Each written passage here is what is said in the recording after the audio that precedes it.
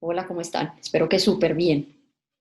El día de hoy vamos a hablar sobre alimentación emocional.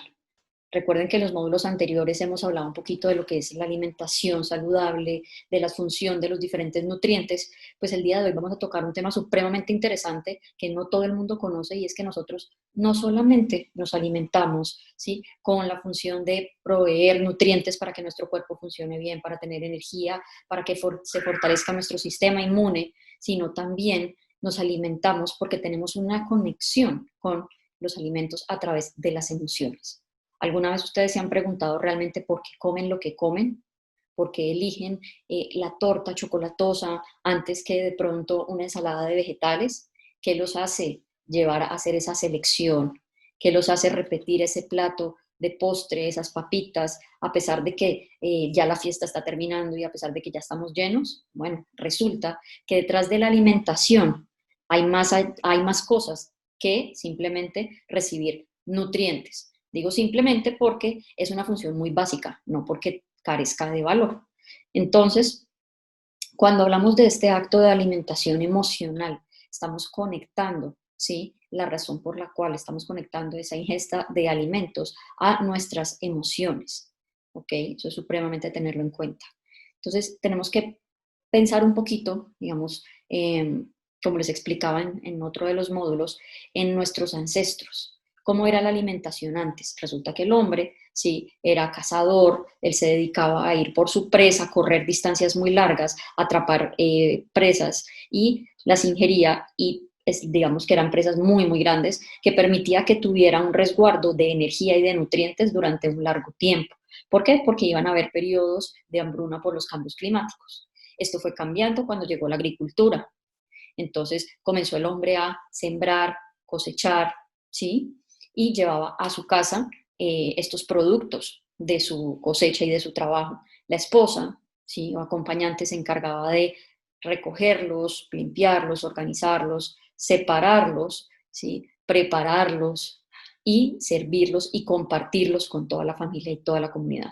Entonces, si nos damos cuenta, detrás de la alimentación viene una historia de cómo comenzó el hombre solo, que se encargaba de básicamente recibir o de cazar su presa para poder sobrevivir, ¿sí?, y guardarla en su organismo para épocas de hambruna o largos periodos debido a los cambios climáticos. Después comenzó a hacer una actividad de compartir, donde se tomaba la decisión de acuerdo a las tierras, a la zona donde estaban, de qué se iba a cosechar, y finalmente se compartía estos alimentos con la familia y asimismo con la sociedad. Que esto, de alguna manera u otra, es la manera, ¿sí?, cómo se han creado los hábitos de alimentación a través de los años. ¿Por qué? Porque los niños, pues, como todos sabemos, son unas esponjas, ¿sí?, y siempre están pendientes y viendo la actitud y viendo el ejemplo, viendo el comportamiento de los grandes. Entonces, a través de este compartir, seleccionar, cocinar, ¿sí?, repartir, los niños comenzaban a darse cuenta de qué era, ¿sí?, cuáles eran esos alimentos, de que detrás de la alimentación hay un compartir, hay una mesa, ¿sí?, hay una socialización. Entonces dejó de ser simplemente el hecho de nutrirnos a ser un acto dentro de la sociedad para compartir. Si vamos un poquito más adelante, ¿qué pasa ahora?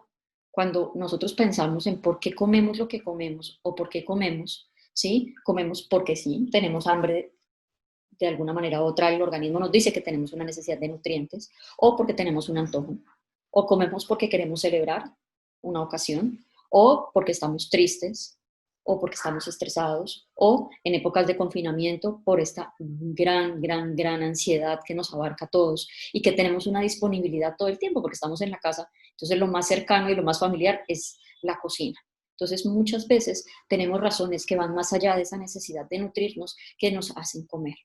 Y aquí hay algo muy importante y es el centro de esta conferencia, y es que tenemos que aprender a diferenciar esa hambre real, esa hambre por necesidad, ¿sí?, porque necesitamos adquirir nutrientes, a esa hambre emocional, que muy probablemente, ahora que les explique, se van a dar cuenta que nos hace, ¿sí?, conducir a no precisamente los mejores hábitos o a seleccionar no precisamente los mejores alimentos para mantener nuestro organismo en bienestar, para sentirnos bien, para tener una fibra saludable, para tener la energía para hacer actividad física, en fin, todas estas, digamos, consecuencias que lleva cuando cambiamos nuestros hábitos de alimentación.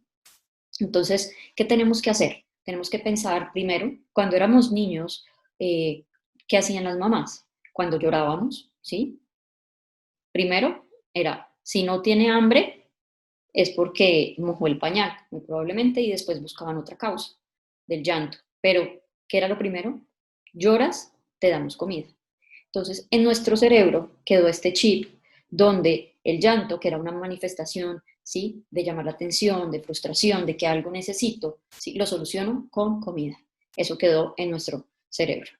Y en la actualidad padecemos, ¿sí?, de estos, digamos, cambios de estados de ánimo, ya sea por el estrés laboral, ya sea por la situación del país, por la economía, por problemas familiares, que nos generan, ¿sí?, esta ansiedad y nos conducen a esa selección de alimentos cuando realmente no lo necesitamos.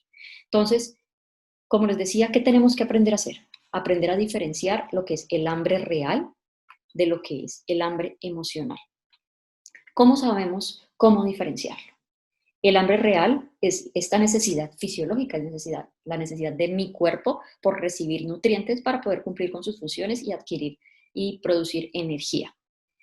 La alimentación, ¿sí?, o el hambre emocional o antojo, ¿sí?, o hambre de cerebro, como me gusta decirle, ¿sí?, está asociado a disparadores emocionales como los que hemos hablado: estrés, angustia, puede ser felicidad, miedos, frustración. Esta es la primera gran diferencia. Ahora, ¿cómo podemos diferenciar dentro de mi cuerpo, ¿sí?, y en conexión con mi mente, con mis pensamientos, qué tipo de hambre tengo? En primer lugar, el hambre real, el hambre de estómago que se ubica aquí, que sentimos en el centro de nuestro estómago, es un hambre paciente. Es decir, nos levantamos en la mañana y arreglamos la cama, nos bañamos, preparamos de pronto la lonchera para el trabajo, o si tienen niños, ayudan con los niños para el colegio, ¿sí?, diferentes actividades, y poco a poco en el estómago se va sintiendo una sensación de vacío que me indica que necesito comer, y preparo mi desayuno y con toda la calma me dedico a comer. El hambre emocional no da espera. El hambre emocional o antojo, ¿sí?, es urgente, tengo que comer ya. El hambre real o hambre de estómago, ¿sí?, se programa, o por algo así decirlo, generalmente nos ataca, es en las horas de las comidas principales: desayuno, almuerzo, cena. Ojo, cada persona es un mundo diferente, cada persona tiene un metabolismo diferente. ¿Y esto qué nos explica o qué nos demuestra? Que si yo soy un deportista de alto rendimiento, tengo un gasto de energía muchísimo mayor. Por consiguiente, voy a tener necesidad de nutrientes y de energía con mayor frecuencia. Si yo estoy en embarazo, tengo mayor necesidad de nutrientes, por consiguiente necesito ingesta de alimentos con mayor frecuencia. Pero se relaciona con unos tiempos precisos. En cambio, el hambre emocional, puedo haber almorzado a las 12 y a las 12:30 digo, uy, tengo un hambre de, ¿no? O cené a las 8 y a las medianoche me levanta estas ganas de comerme algo. ¿Pero por qué? Si ya mi cuerpo adquirió los nutrientes que necesita. Estas dos son diferencias muy importantes. Tercera diferencia: el hambre real, ¿sí?, no es específica. El hambre de estómago, esa hambre de necesidad de nutrientes, me pueden poner enfrente una ensalada de vegetales, me pueden poner enfrente una porción de pollo, me pueden poner enfrente una fruta, un vaso de yogur, y lo voy a querer, ¿sí?, ya sea tomar o comer porque tengo hambre. El hambre emocional es dirigida a un alimento. Uy, tengo ganas de un chocolate, tengo ganas de un helado, tengo ganas de unas galletas. Es totalmente específica de un alimento. No precisamente voy a decir, tengo ganas de una ensalada de lechuga y espinaca. Esto no es lo más común, ¿sí? Siempre me voy a ir por esos alimentos que carecen de nutrientes, que puede que tengan calorías, ¿sí?, es decir, que producen energía, pero que en su contenido no tienen ningún nutriente que me genere un beneficio. Entonces, esto es supremamente importante para que comencemos a analizar los motivos por los cuales nosotros comemos, cuándo comemos. Otra diferencia muy importante, y es que en el momento en que yo termino de comer y ha sido hambre real, voy a sentir saciedad, me voy a sentir llena, plena, no voy a tener necesidad de seguir comiendo. El hambre emocional o hambre de cerebro perfectamente no tenía hambre real, pero tenía ganas de comer algo y resulta que no encontré el paquete pequeño de maní, de algún tipo de mecato o de galletitas o de chocolates, sino el grande. Pues resulta que me termino el paquete grande sin ningún inconveniente y cuando estoy al final digo, ay Dios mío santo, ¿y yo a qué horas me comí todo esto? No soy ni siquiera consciente y no tengo ese filtro o ese límite de saciedad. ¿Y qué va a pasar? Cuando es hambre real, termino de comer y me siento muy bien, ¿sí? Y me puedo dedicar a mis otras actividades. Cuando es hambre emocional, terminé de comerme todo esto y realmente no tenía hambre, no tenía la necesidad, me siento supremamente eh, mal, el abdomen distendido, inflada la barriga, probablemente me cayó pesado y un remordimiento terrible, porque realmente no tenía necesidad de comer. Entonces, estas son las dos grandes diferencias entre hambre real y el hambre emocional. Y realmente nos toma solo segundos tomar una decisión.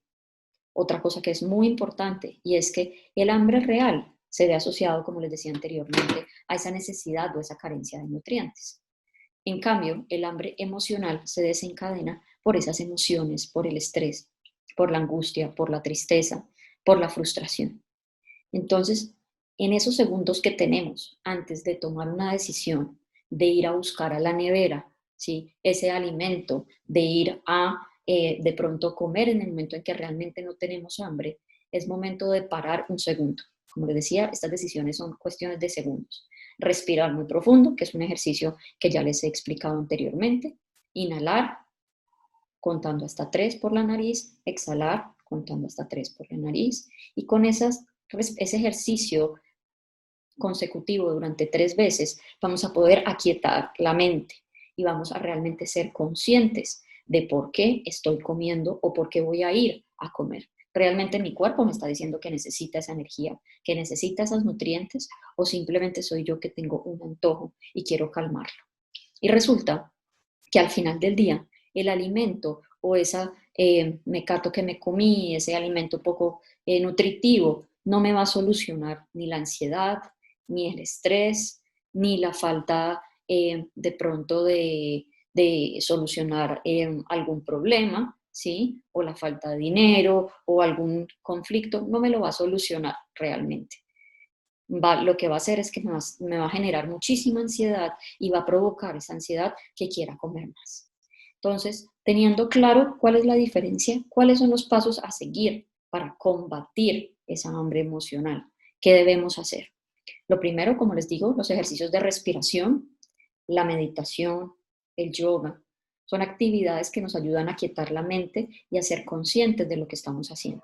No necesitamos ser profesionales, no necesitamos recurrir a clases de pronto que se salgan del presupuesto. En este momento las redes nos permiten poder ver videos de meditación, clases de yoga gratuitas que nos van a ayudar como herramienta para darnos serenidad y ayudarnos a regular nuestras emociones.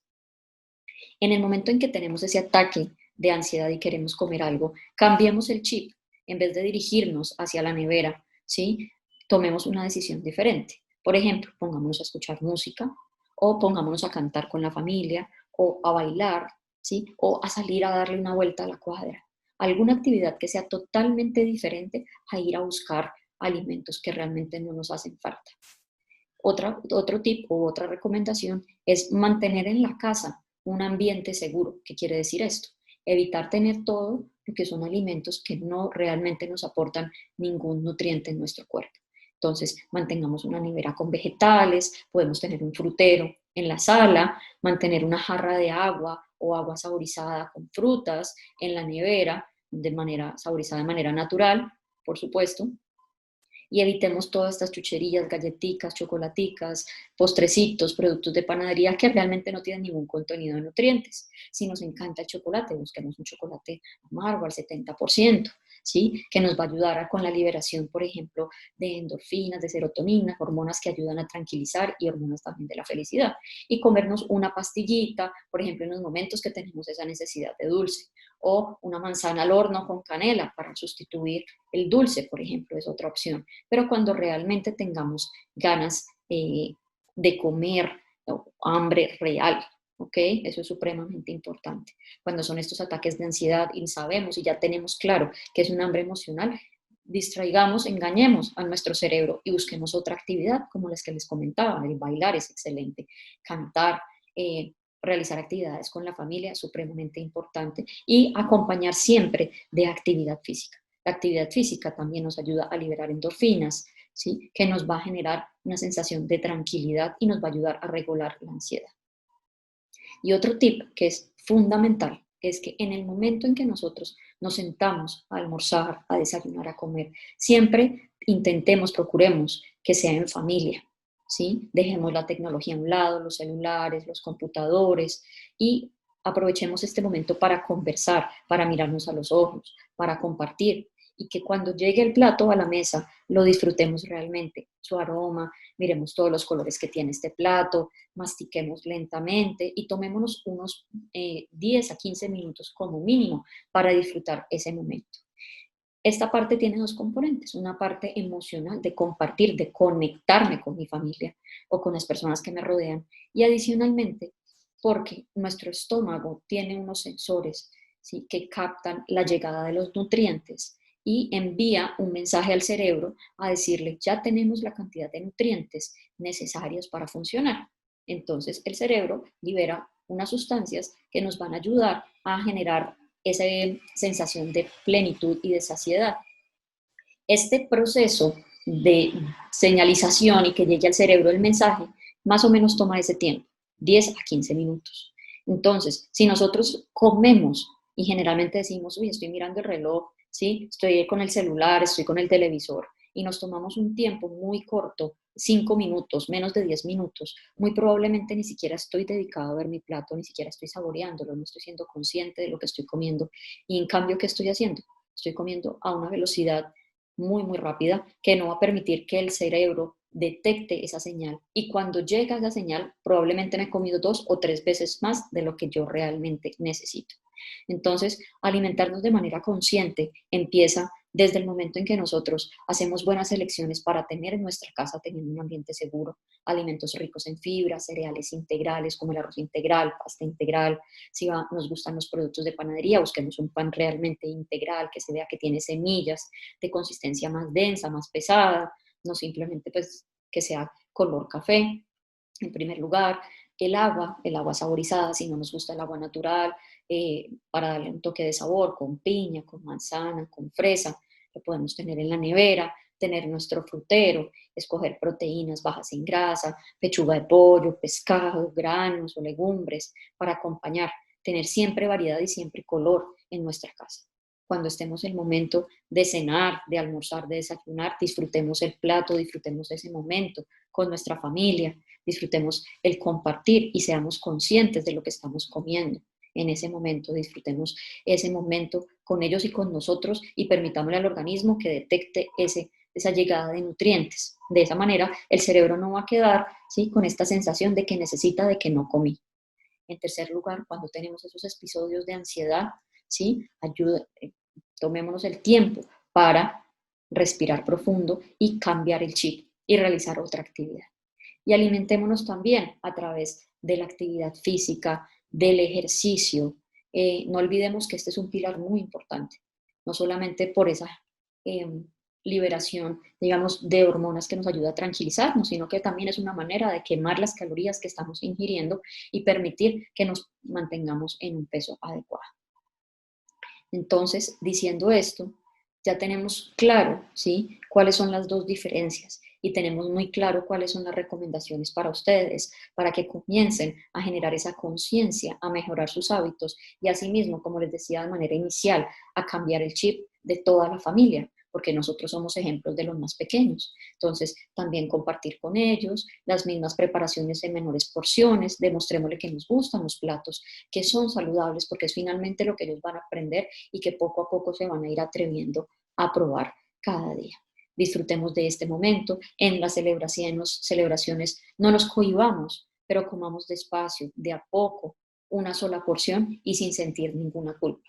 No quiere decir que tenemos que prohibir totalmente todos los alimentos, ¿sí? Pero hacerlo con conciencia y que no se vuelva algo que es por ansiedad, algo repetitivo, sino de vez en cuando, una celebración, una ocasión, y el día siguiente vuelvo a mi rutina de una alimentación balanceada y de actividad física y ayudarme con estas otras actividades a regular mis emociones.